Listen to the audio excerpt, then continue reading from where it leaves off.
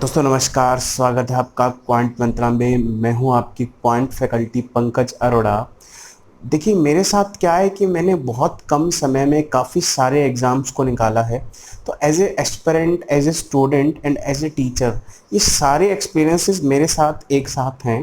तो इन सारे एक्सपीरियंसेस के बाद जो प्रॉब्लम्स को मैंने समझा है, जो शायद कहीं ना कहीं आप फेस करते हैं आज, क्यों आपकी ग्रोथ नहीं हो पा रही है, इन सभी बातों पे आज हम डिस्कशन करेंगे। ठीक है, तो इस वीडियो को बच्चों पूरा देखिएगा, तभी आप पूरी डिटेल से समझ पाएंगे कि मैं क्या मैसेज आपको देना चाह रहा हूँ। तो गाइस, ये है कुछ details about me and the courses जो इस चैनल पर मैं आपके लिए लेकर आ रहा हूँ, तो इसको आप देख सकते हैं।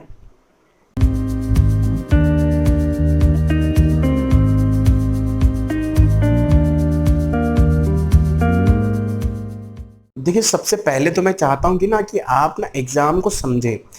पीओ मेंस में क्वांट एंड रीजनिंग की मैं यहाँ बात कर रहा हूँ, दोनों ही 60-60 नंबर के आएंगे। इसके अंदर 15 से 25 नंबर का पेपर तो करने लायक आएगा, बाकी पेपर करने लायक आएगा ही नहीं। रियल एग्जाम एटमॉस्फेयर में वो सारे क्वेश्चंस छोड़ने लायक होते हैं, 15 से 25 नंबर को छोड़ के।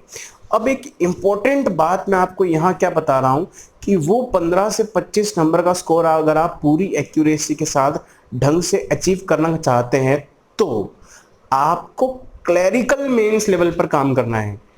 क्लरिकल मेंस लेवल अगर आपका स्ट्रोंग होगा तो आपकी पूरी कॉन्सेप्चुअल क्लैरिटी होगी और आपके वहां 15 से 25 नंबर आ पाएंगे। तो अगर पीओ में आप वो जो ऊपर के क्वेश्चन है उनके पीछे भागेंगे तो टोटल टाइम वेस्ट है, और आपको क्लरिकल मेंस लेवल को टारगेट करना है। उसी से आपका क्वांट रीजनिंग में 15 से 25 नंबर का स्कोर आ पाएगा। ये एक बहुत इंपॉर्टेंट बात मैं आपको बता रहा हूं, तो इस चीज का ध्यान रखिएगा कि वो जो हाई फाई लेवल के क्वेश्चंस है ना, ये ना तो आपने प्रैक्टिस करने हैं ना ही एग्जाम में करने हैं। प्रैक्टिस किया तो टाइम वेस्ट, एग्जाम में किया तो भाई साहब पेपर गया। सुन लेना बात ध्यान से, एग्जाम में अगर आपने सक्सेसफुल अटेम्प्ट भी दिया किसी क्वेश्चन को, आपने कोई क्वेश्चन कर भी दिया, तो भी लॉस में जाओगे, तो भी आपका स्कोर कम ही होगा, ज्यादा नहीं होगा। तो इस बात का ध्यान रखना, focus on clerical mains level, ताकि वो 15 से 25 नंबर का स्कोर हम कर पाए, और यही एक आइडियल स्कोर है क्वांट और रीजनिंग में। तो do not focus on hi fi questions, focus on clerical mains level. फंडा समझिए भाई, मॉक टेस्ट हम देते हैं, फिर उसका पूरा एनालिसिस कीजिए, और एनालिसिस करने के बाद आपको काफ़ी कुछ समझ में आएगा कि भाई मेरा ये पॉइंट वीक है, इस टॉपिक, ये जो टॉपिक है यहाँ पर मेरी कमियां हैं, ये कॉन्सेप्ट की क्लैरिटी नहीं है, यहाँ पर स्पीड नहीं बन पा रही है, ये टॉपिक मुझे पढ़ना है। तो ओवरऑल एनालिसिस करने के बाद आपके पास एक अच्छा खासा होमवर्क तैयार हो जाएगा, जो मॉक टेस्ट का एनालिसिस करने से निकलेगा। जो काम आपने करना होगा वो काम आप करेंगे और आपकी ग्रोथ होगी। ये एकदम बेस्ट पैटर्न है ग्रोथ का। पर लेकिन हमारी ग्रोथ पता है क्यों नहीं हो रही है? हमने एनालिसिस किया, कॉपी में बंद, अगले दिन फिर आ गए मॉक टेस्ट देने। मॉक टेस्ट भी बोलता भाई कैसा आदमी है ये, फिर आ गए मॉक टेस्ट देने। एनालिसिस का क्या हुआ? डॉक्टर साहब के पास गए, दवाई दी डॉक्टर साहब ने कि बेटा ये दवाई ले लेना ठीक हो जाओगे। दवाई तो ली नहीं, अगले दिन फिर आ गए, डॉक्टर साहब मैं कैसा लग रहा हूँ, थप्पड़ ही मारेंगे ना फिर आगे से। 60 के 59 ही बनेंगे दोस्त, 61 नहीं बनेंगे। तो यार कॉमन सेंस कहाँ चला जाता है हमारा? हम क्यों रोज मॉक टेस्ट देने आ जाते हैं? एक मॉक टेस्ट दिया, उससे एनालिसिस करने के बाद अच्छा खासा होमवर्क तैयार होता है, हमें समझ में आता है कि मेरी ये प्रॉब्लम्स हैं, यहाँ पर ऐसी कमी है, यहाँ पर इस टाइप की कमी है। इतने अच्छे अच्छे मॉक टेस्ट अवेलेबल है, इतना डीप में आपको एनालिसिस करने को मिलता है, उसके बाद भी डेली मॉक टेस्ट देना, एनालिसिस पे काम नहीं करना, तो यार फिर इतने छोटे बच्चे तो नहीं है ना, कॉमन सेंस है क्या नहीं है? तो यार एनालिसिस पे काम कीजिए। मैं आपको बता रहा हूँ, जो बंदा इस स्ट्रेटेजी को फॉलो करता है, एनालिसिस किया, वहां पर जो पॉइंट मिले उसको काम करता है, देन उसके बाद नेक्स्ट टाइम मॉक टेस्ट देगा, भले वो 7वें दिन दे, 10वें दिन दे, 12वें दिन दे, 5वें दिन दे, इससे कोई फर्क नहीं पड़ता। तो आप पूछते रहते हैं ना कि सर मॉक टेस्ट 2 दिन में एक बार दे, 3 दिन में एक बार दे, तो मेरा तो एक सिंपल सा फंडा है, मॉक टेस्ट दे, एनालिसिस करे, होमवर्क मिलेगा, होमवर्क करो और अगला मॉक टेस्ट दो, दोबारा होमवर्क मिलेगा, और ऐसे ही तरक्की होती है दोस्त। इसी को तो कहते हैं right pattern of the growth. तो इस बात का ध्यान रखिएगा, ठीक? कि एक टॉपर में सबसे अच्छी क्वालिटी क्या होती है जिससे वो जल्दी सक्सेस ले पाता है? तो मैं कहूँगा कि एक अच्छा स्टूडेंट के पास एक अच्छा रिवीजन प्लान होता है। आप ये चेक कीजिएगा अपने आप से अभी कि क्या आपका कोई रिवीजन प्लान है क्या? मैथ्स, रीजनिंग, इंग्लिश, जीके में कोई रिवीजन प्लान है क्या? क्या आपके साथ कभी ऐसा हुआ कि आपने एक टॉपिक पढ़ा, दूसरा टॉपिक पढ़ा, तीसरा टॉपिक पढ़ा, चौथा, पांचवा, सातवां, जब आप सातवें पे आए ना तो आपका पहला टॉपिक का क्वेश्चन आपने सॉल्व किया, आपको पता लगा यार मैंने क्वेश्चन तो किया पर लेकिन यार अब तो वो स्पीड ही नहीं है जब उस टाइम पे मैं कर पा रहा था। नंबर सीरीज मैंने किया, सिंप्लीफिकेशन मैंने किया, 10 दिन 20 दिन नहीं किया और अब किया तो स्पीड नहीं बन पा रही यार, इनइक्वालिटी। आप कुछ भी ले लो, रिवीजन नहीं करोगे ना चीजों का तो आप कभी नहीं कर पाओगे, फिर आप ग्रोथ नहीं कर पाओगे, हमेशा यही चलेगा +1 -1 0, जहां खड़े हो वहीं रहोगे। तो ये एक बहुत बड़ा एक चैलेंज है जो बच्चे समझ नहीं पा रहे हैं। और मैं कहूँगा कि मेरे साथ सबसे अच्छी चीज़ यही थी कि मेरा रिवीजन प्लान बहुत स्ट्रॉन्ग था। जीके, इंग्लिश, मैथ्स, रीजनिंग सभी में रिवीजन प्लान बनता है दोस्त। तो मैथ्स का रिवीजन प्लान मैं आपसे अभी शेयर कर रहा हूँ। देखो आपको क्या करना है, सभी चीज़ों को हर रोज पढ़ना है थोड़ा थोड़ा, ठीक। जैसे आपने 10 नंबर सीरीज रोज पढ़ ली, 10 क्वाड्रेटिक इक्वेशन, 20 सिंप्लीफिकेशन लगा लिए, 3 से 4 आपने प्रीलिम्स की डीआई लगा ली, 1-2 मेंस की डीआई लगा ली, 25 से 30-35 सवाल आपने अरिथमेटिक के कर लिए। तो इस प्रकार से जब आप चीज़ों को करेंगे ना, इसको बोलता है कि इसमें आपका रिवीजन प्लान है। भाई आपने जो चीज़ें पढ़ी है उसको आप मेंटेन कर पा रहे हैं। हमारे साथ क्या है ना, कभी कभी एक दिन मैंने एक बच्चे को समझाया, सुनना मेरी बात ध्यान से, कि भाई तुम्हारा ना ये वीक पॉइंट है, तुम इस पे काम करो। उस बंदे ने उस पे इतना काम किया, इतना काम किया, इतना काम किया, वो स्ट्रांग हुआ तो आपका दूसरा पार्ट वीक हो गया। तो यार आपको ना चीजों को मेंटेन करना आना चाहिए। हम ना मेंटेन करने अब भूल जाते हैं। आपको कोई एक बात समझाता तो आप दूसरी चीज खराब कर लेते हो। तो यार एक रिवीजन प्लान होता है, जिस तरीके से आपको मैंने मैथ्स में रिवीजन प्लान बताया, इस प्रकार से सभी सब्जेक्ट्स में अपना एक रिवीजन प्लान बनाइए। ये एक बहुत अच्छी क्वालिटी है जो आप अपने अंदर डेवलप करेंगे ना तो जल्दी सिलेक्शन होगा।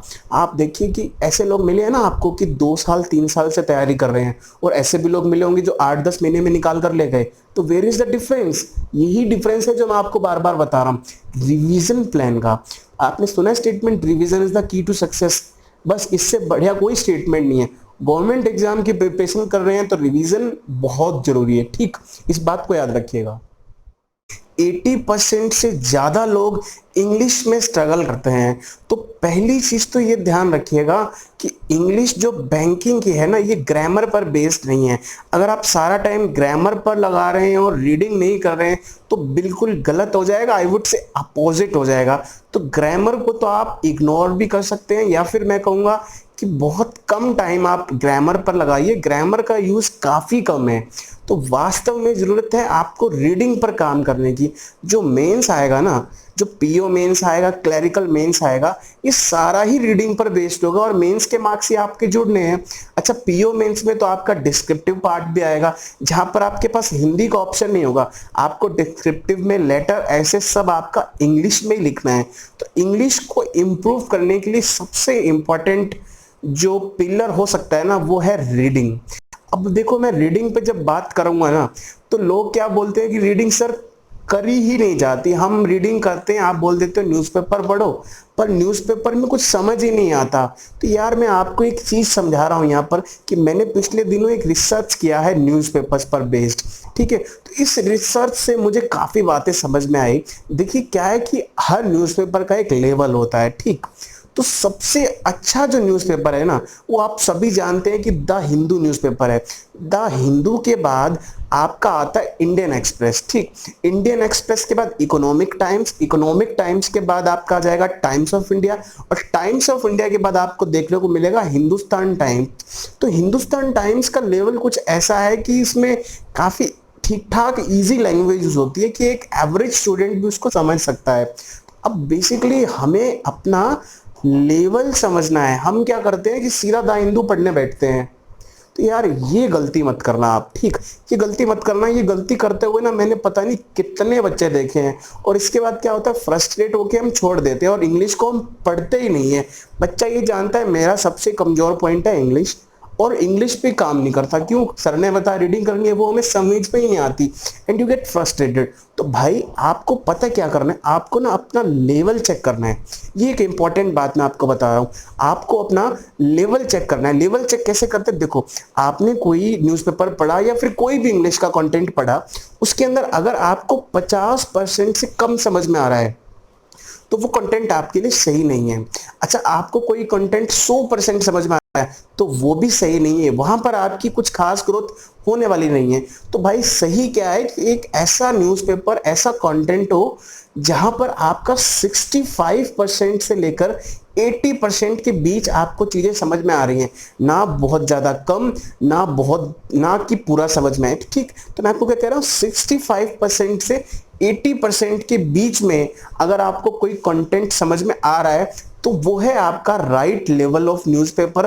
तो आप उस कंटेंट को पढ़िए, उसको पढ़ने से आपका वास्तव में ग्रोथ होगी और धीरे धीरे आप अपने लेवल को बढ़ाते जाइए और एक दिन आपको द हिंदू पर ही आना है। ठीक, तो आप देख लीजिए ये 5 न्यूज़पेपर जो मैंने आपको बताया है, द हिंदू बताया, इकोनॉमिक टाइम्स बताया, ये जो सीक्वेंस बताई थी इसको अपनी कॉपी पे लिख लीजिएगा और अपने लिए एक न्यूज़पेपर सेट कर लीजिएगा। अच्छा, मैं न्यूज़पेपर की बात इसलिए कर रहा हूँ क्योंकि न्यूज़पेपर से डायरेक्ट आर्टिकल्स आपके एग्जाम में पिक किए जाते हैं और यहाँ पर जो करंट अफेयर्स का जो पॉइंट आता है ना, कि किसी टॉपिक के बारे में आपको जो नॉलेज होगा ना, कि जो एडिटर जो है जो इसको छाप रहा है वो जो पॉइंट ऑफ व्यूज बता रहा है, ये चीज आपके डिस्क्रिप्टिव में काम आती है। ठीक, अच्छा एक चीज यहां पर और ध्यान रखनी है आपने, कि हो सकता है ना कि हम इन 5 कैटेगरीज में नहीं आ रहे हैं और ऐसे बहुत लोग हैं कि न्यूज़पेपर पढ़ने की अभी काबिल हुए ही नहीं है। तो यार टेंशन मत लो, तुम्हारे लिए क्या है, तुम इन 5 न्यूज़पेपर में अगर नहीं आ रहे हो ना, तो यार तुम क्या करो, 6 से लेकर 10th तक की पॉलिटी की सभी किताबें, एनसीईआरटी की बात कर रहा हूं मैं, 6 से 10th की पॉलिटी की सभी किताबें आप पढ़ो और 9 से 12th की इकोनॉमिक्स की किताब पढ़ो। इससे आपका डबल बेनिफिट होगा। एक तो आपका फाइनेंस और इकोनॉमिक्स का बैकग्राउंड डेवलप होगा और न्यूज़पेपर ना समझ में आने का ये भी एक बहुत बड़ा कारण है। ठीक, तो और आपका बेसिक नॉलेज जो है ना, न्यूज़पेपर का जो बेसिक लेवल है वो भी आपका बनेगा। मैं आपसे कह रहा हूं ये स्टेप अगर आपने किया ना तो आपका इंग्लिश काफी इंप्रूव हो पाएगा, आपको आर्टिकल्स काफी बेहतर समझ में आएंगे। और जो लोग हैं जिनका इंग्लिश द हिंदू लेवल का आज है, उनको भी मैं रिकमेंड करूंगा कि यार आप एक बार 6 से लेकर 10th तक की पॉलिटी की किताब और 9 से लेकर 12th तक की इकोनॉमिक्स एनसीईआरटीज ये आप जरूर देखिए। इससे एक्चुअली आपका बैकग्राउंड डेवलप होगा, तो आपके एग्जाम में जिस प्रकार के आर्टिकल्स आते हैं वैसी चीजों को आपको समझ और इजी डेवलप होगी। ठीक, तो ये बातें आप ध्यान रखिएगा क्योंकि हमें राइट कंटेंट को पढ़ना है। हमें इंग्लिश में जो रीडिंग नहीं करेंगे तो काम चलने वाला ही नहीं है, और इंग्लिश में रीडिंग ना हो पाने की सबसे बड़ी वजह यही है कि हम राइट कंटेंट नहीं पढ़ते। ठीक, अच्छा इसके बाद एक बात मैं और आपसे डिस्कस कर रहा था कि भाई वोकैबुलरी भी बहुत जरूरी है। भाई वोकैबुलरी अगर अपनी नहीं होगी ना तो काम चलेगा नहीं। देखो इंग्लिश क्या है कि हमारा डेली यूजेज में तो है नहीं, तो यार वोकैबुलरी हमारी बिल्ड होगी भी तो कैसे होगी, है ना। तो यार वोकैबुलरी आप डेली बिल्ड कीजिए थोड़ी थोड़ी अपनी। और इसके साथ में आपको एक चीज सजेस्ट करूंगा कि जो वर्ड्स आप पढ़ रहे हैं ना, जो रोज आप वर्ड्स याद करने की कोशिश कर रहे हैं, इन वर्ड्स का ना सेंटेंस बना के यूजेज करने का ट्राई कीजिए, क्योंकि वास्तव में चीज रट्टा मारने से याद नहीं होती, सही में एप्लीकेशन करने से याद होगी। ठीक, तो ऐसे में क्या आपको चीजें जल्दी याद होंगी और काफी लंबे समय तक याद रहेंगी। और वोकैबुलरी का एक अच्छा रिवीजन प्लान बनाना मत भूलिएगा दोस्त। मैं आपको बता रहा हूँ revision plan of vocabulary is very important in English. हम पढ़ते रहते हैं, लिखते रहते हैं, बहुत लोगों की आदत है कि रोज न्यूज़पेपर से वर्ड लिखते हैं, कॉपी पे लिखते हैं और रोज अगले नए नए वर्ड्स लिखते हैं, पर उनसे कोई पूछे कितने वर्ड याद हैं, रिवीजन तो करते नहीं हो। तो यार ये बात ध्यान रखिएगा, right content in the English is very important. अगर आपको ये सब चीजें समझ में नहीं आ रही ना, कोई बात नहीं, तो भी आप अपने इंटरेस्ट की कोई भी चीज पढ़ें, पर आप पढ़ना तो शुरू कीजिए दोस्त। इंग्लिश में रीडिंग के बिना काम चलने वाला नहीं है, ये बात मेरी थोड़ी ना याद रखिएगा। Right content and vocabulary with application and revision. से क्वांट मेरा सब्जेक्ट है और मेरे ख्याल से मेरी जो क्वांट है वो काफ़ी अलग है लोगों से, तो इस पर मैं आपको कुछ एडवाइस करना चाहूँगा। देखिए, पहली चीज़ तो आप एक बात को समझ लीजिए कि जो बैंकिंग का मैथ्स है, यहाँ पर जो कैलकुलेशन है ना, इसका वैल्यू काफ़ी ज़्यादा है। इस बात को आपको अच्छे से समझना होगा। मैं ये मानता हूँ, मेरा जो इवेल्युएशन है कि 50% वैल्यू आपकी सिलेबस की है और 50% वैल्यू आपकी कैलकुलेशन की है। अब आप एक सिंपल सा गणित लगाओ कि आपने जितना टाइम आपने सिलेबस पर लगाया है, भाई अपन सिलेबस के जितने भी टॉपिक्स है, अरिथमेटिक है, डीआई है, कैलकुलेटरी पार्ट्स काफ़ी चीज़ें हैं, नंबर सीरीज सिंप्लीफिकेशन, तो भाई इन पर हमने जितना भी टाइम लगाया उसके कंपैरिजन में हमने अपनी कैलकुलेशन को स्ट्रॉन्ग करने के लिए कितना का टाइम आज तक लगाया है। अगर आप ये सब चीज़ों को थोड़ा सा समझना शुरू करेंगे तो आपको फील होगा कि यार मैं कैलकुलेशन पर कुछ नहीं कर रहा। आपने किया क्या आज तक? यूट्यूब पर कोचिंग्स में बहुत सारी ट्रिक्स को सीखा है, मल्टीप्लिकेशन, स्क्वायर, क्यूब, पता नहीं क्या क्या ट्रिक्स सीख रखी हैं। तो यार ये जो ट्रिक्स है ना, इससे आपकी जो बेसिक कैलकुलेशन है ये बिल्कुल इंप्रूव नहीं होने वाली। बेसिक कैलकुलेशन आप समझते हैं भैया, आपसे किसी ने क्वेश्चन पूछ लिया, किसी छोटे भाई बहन ने पूछ लिया कि भैया इसको आप जोड़ के बताइए 89 + 63 कितना हुआ, तो क्या आप विद इन ए सेकेंड बता सकते हैं? आप तो ट्रिक्स यूज करते हैं। एक्चुअली ट्रिक्स यूज करने से क्या है, हमारा बेसिक जो माइंड की शार्पनेस है वो कभी नहीं बढ़ेगी। आप सिर्फ और सिर्फ ट्रिक्स के पीछे भागते जा रहे हैं। तो ऐसे में क्या है कि हमारा जो रियल कैलकुलेशन है ना, जो वास्तविक कैलकुलेशन क्वालिटी होनी चाहिए, जिसको सही में इंप्रूव करना चाहिए, वो हम नहीं कर रहे हैं। और यहीं पर हमारी क्या है, गलती है दोस्त। तो आप इस बात को समझिए कि आपको रियलिटी में कैलकुलेशन को इंप्रूव करने की जरूरत है। इस पर मैं बात कभी और डिटेल में करूंगा एक पूरी वीडियो में कि कैलकुलेशन को अपन कैसे इंप्रूव कर सकते हैं। देखिए, मैं आपको 2-3 चीजें सजेस्ट कर रहा हूं यहाँ पर। एक तो ऐड करने का एक अलग से आप प्रैक्टिस कीजिए, एडिशन करने का।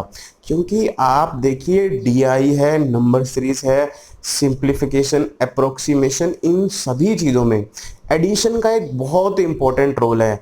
मैं कहूँगा कि बहुत ही ज़्यादा इंपॉर्टेंट रोल है, बट शायद हम इस चीज़ को इग्नोर कर रहे हैं। हमारा एडिशन स्पीड बहुत अच्छा होना चाहिए, पर हम इस पर कुछ खास कर नहीं रहे हैं। ठीक, तो पहली बात समझ में आई कि एडिशन पर आप काम कीजिए।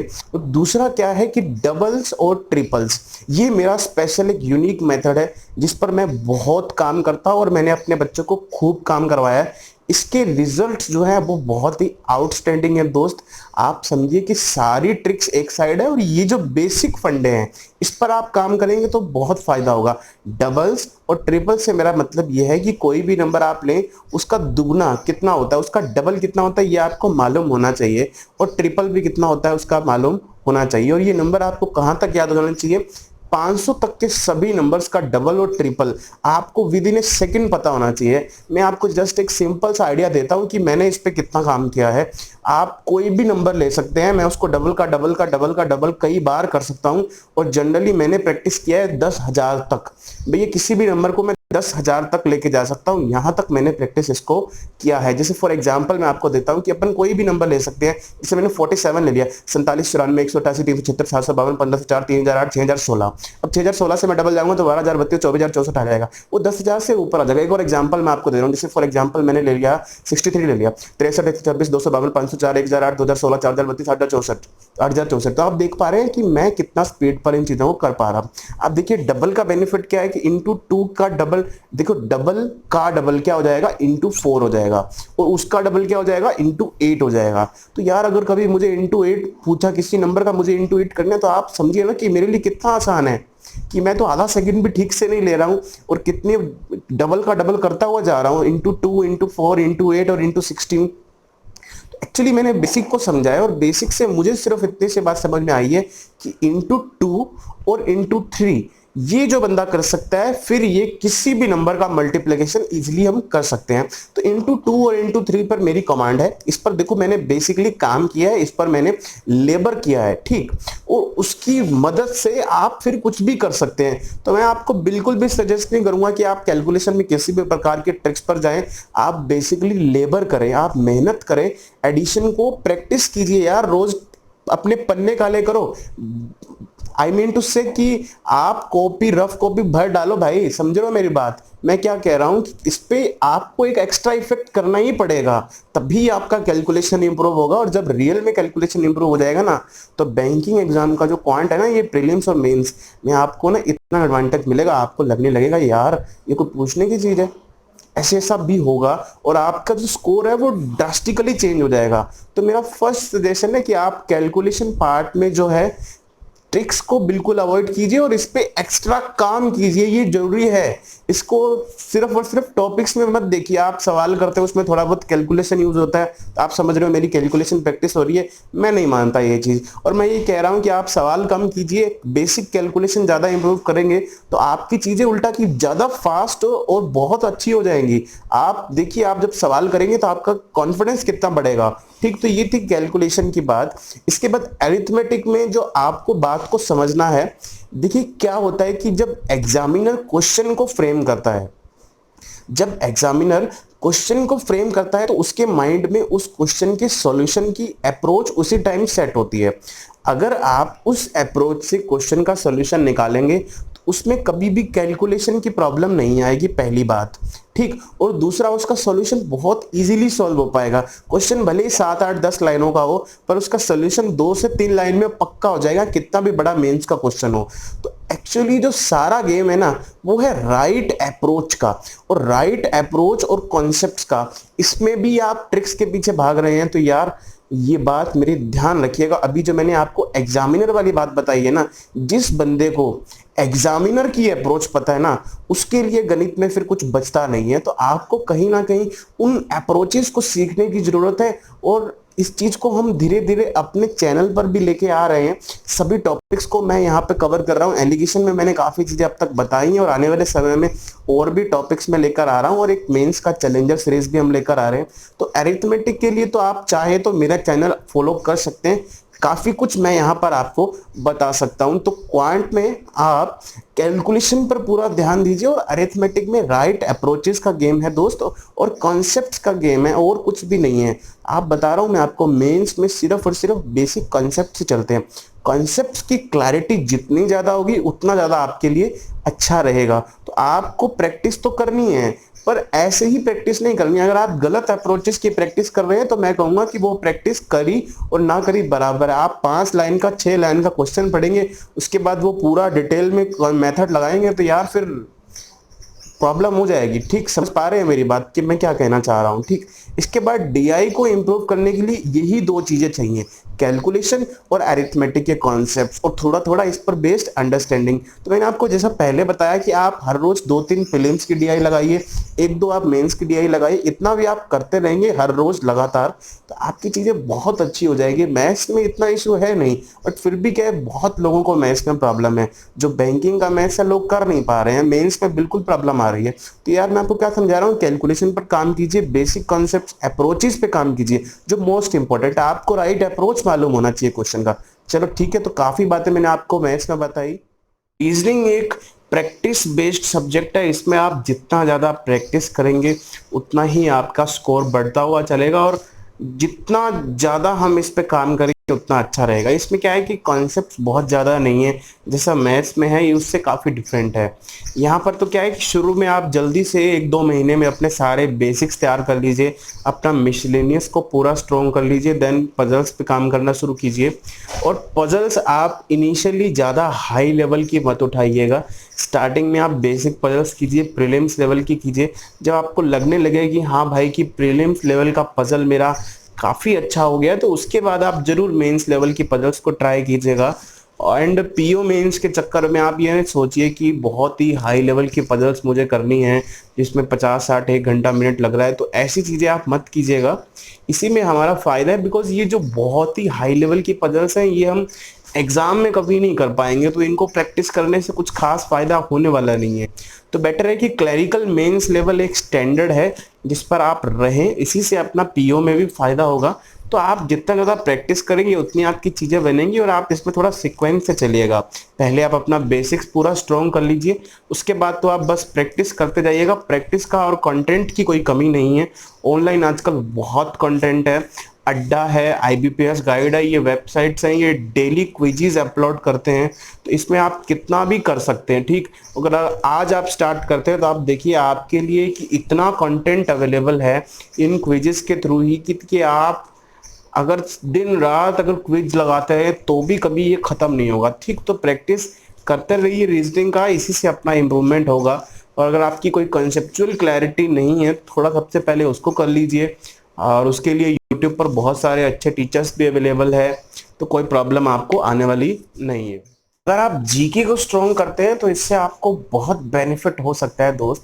मेरे साथ भी क्या था कि मैंने जीके को स्ट्रॉन्ग किया था, और इसी वजह से मेरे भी टॉप रैंक्स जो आए हैं, या फिर जो 25-30 मार्क्स ज़्यादा आते हैं, जैसे एसबीआई में भी ऐसा ही हुआ था। तो ये सब मैं समझता हूँ कि जीके की वजह से हुआ है।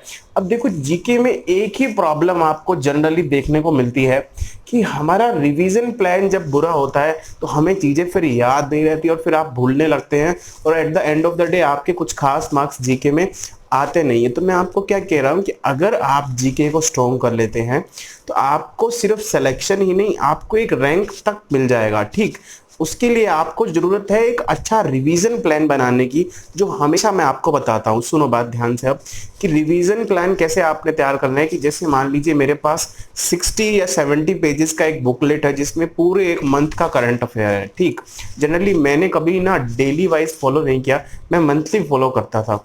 उसमें मैं कैसे पढ़ता हूँ कि जैसे मैंने फर्स्ट डे पढ़े 5 पेज, ठीक, तो सेकंड डे में 6th पेज कभी नहीं पढ़ता, मैं पहले 1st to 5th दोबारा पढ़ूंगा और 6th पेज फिर उस पे आऊंगा। ठीक, तो 1 to 5 दोबारा पढ़ लिया, उसके बाद 6th 7th 8th 9th जितना भी मैं पढ़ पाऊंगा वैसे पढ़ूंगा। अब थर्ड डे जब आएगा तो मैं 1 से 5 6 to 8 ये सारा दोबारा पढ़ूंगा, फिर 9th 10th 11th पेज पढ़ूंगा, और 4th डे आएगा तो फिर 1 से 11 पहले पढ़ूंगा, फिर दोबारा 12 13 पे पढ़ूंगा। तो ऐसे करते करते क्या है कि हमें टाइम ज्यादा लगता है, बट लेकिन अगर आप इन चीजों को समझेंगे तो बहुत सारे पेजेस की आपकी जो नंबर ऑफ रिवीजन है वो 10 बार से ज्यादा हो जाएगी। और ऐसी परिस्थिति में जब आपका जीके तैयार होता है तो आपका जीके काफी स्ट्रांग हो जाएगा, और इतनी ज्यादा रिवीजन्स के बाद आपको जीके में प्रॉब्लम आएगी नहीं। दूसरा, जीके का कंटेंट भी बहुत इंपॉर्टेंट है कि आप क्या कंटेंट फॉलो कर रहे हैं। एक मैं यहाँ पर रिकमेंड करूंगा आपको स्टडी आईक्यू। स्टडी आईक्यू बहुत लोग जानते हैं, काफी अच्छा सोर्स है भाई, इसको पढ़ो और तरीके से पढ़ो। इसका जो 300 सीरीज आ रहा है मंथ में, जो बेस्ट 300 का सीरीज आ रहा है, इसका जो कंटेंट है इसको आप कई बार पढ़ो। इसका पीडीएफ भी मिलता है आपको, वीडियो सीरीज भी है। तो यार इसको एक बार दो बार नहीं करो, इसको कई बार करो। मैंने तो हमेशा जीके में यही इंपॉर्टेंट पॉइंट अपनाया है कि मैं नंबर ऑफ रिवीजन्स काफी ज्यादा रखता था। और नंबर ऑफ रिवीजन्स इस प्रकार से नहीं कि पहले पूरा कंटेंट पढ़ लिया फिर पूरे की दोबारा रिवीजन नहीं भाई। अगर मैं जब उसको कवर कर रहा हूँ ना तो साथ साथ में रिवीजन्स बढ़ती जा रही है मेरी, जो पीछे का कंटेंट। तो इस तरीके से जब हम किसी चीज को कवर करते हैं तो काफी बेनिफिट आपको रहता है। तो अगर आपका जीके में रिवीजन प्लान अच्छा होगा और कंटेंट अच्छा होगा तो आपको कोई प्रॉब्लम आएगी नहीं और आप काफी आगे बढ़ जाएंगे। ठीक, और दूसरा, एक थ्योरेटिकल कंटेंट भी आपको साथ में रखना जरूरी है। इसके लिए एक आईबीपीएस गाइड का भी कैप्सूल आता है, आप उसको भी कर सकते हैं। और आईबीपीएस गाइड में क्या कुछ चीजें थोड़ी एक्स्ट्रा होती हैं डिटेल्स में, वो आपको धीरे धीरे समझ में आ जाएगा जैसे जैसे आपका एक्सपीरियंस बढ़ेगा। तो आप क्या कीजिए, हेडलाइंस के साथ साथ में उस डिटेल्स में जो आपको पॉइंट्स मिलते हैं उसको हेडलाइन के साथ पेन के साथ लिख दीजिए, जो आपके एग्जाम के पॉइंट ऑफ व्यू से इंपॉर्टेंट डाटाज हैं। तो इस तरीके से आप एक थ्योरी का कंटेंट रखिए और एक कंटेंट आप रखिए स्टडी आईक्यू का, जिसमें हम एमसीक्यूज और क्वेश्चंस को सॉल्व कर पाएंगे। तो इस तरीके से ये कॉम्बाइंड रूप से बेस्ट सोर्स बन जाएंगे ये दोनों मिलकर। और आप रिवीजन प्लान अच्छा रखेंगे तो जीके में कोई प्रॉब्लम आएगी नहीं। ठीक, और जीके में क्या बेनिफिट है कि जीके बिल्कुल सेम रहता है और एग्जाम्स क्या है, लगातार होते हैं। आपने देखा है कि जुलाई से लेकर दिसंबर जनवरी तक लगातार एग्जाम्स रहते हैं बैंकिंग में। तो जीके तो वही रहता है, आपने एक बार पढ़ना और आपको बार बार अच्छा खासा बेनिफिट यहाँ से मिलेगा। और बैंकिंग में क्या है कि आपके पेपर में मोस्ट ऑफ द टाइम 80% से ज्यादा क्वेश्चन करंट अफेयर्स में से ही आते हैं। तो एक टाइम था जब मेरा जीके भी काफी खराब था, बट लेकिन जैसे जैसे मैंने चीजों को समझा तो मुझे समझ में आया कि यार इतना टफ है नहीं, अगर आप इसको एक तरीके से स्ट्रेटजी के साथ करेंगे तो चीज़ें बन जाएगी। तो आप रिवीजन प्लान और कंटेंट का एक परफेक्ट कॉम्बिनेशन बनाइएगा तो आप जीके में काफ़ी अच्छा स्कोर कर पाएंगे। ये काफ़ी ईजी है और इससे आपको काफ़ी बेनिफिट मिलेगा, काफ़ी लीड आपको मिलेगी और आपका सिलेक्शन बड़े ही आराम से हो पाएगा। ठीक है, तो ये जीके की बातचीत। तो गाइस ये थी मेरी तरफ से कुछ टिप्स आपकी प्रिपरेशन के लिए और आई स्ट्रांगली बिलीव कि ये जो चीज़ें हैं इससे आपका काफ़ी अच्छा इम्प्रूवमेंट हो सकता है। आप अपनी राय कमेंट सेक्शन में दे सकते हैं, आपको कैसा लगा। और इस चैनल को बच्चों सब्सक्राइब कीजिएगा, वीडियोस को लाइक कीजिएगा, शेयर कीजिएगा। चलिए मिलते हैं नेक्स्ट वीडियो में।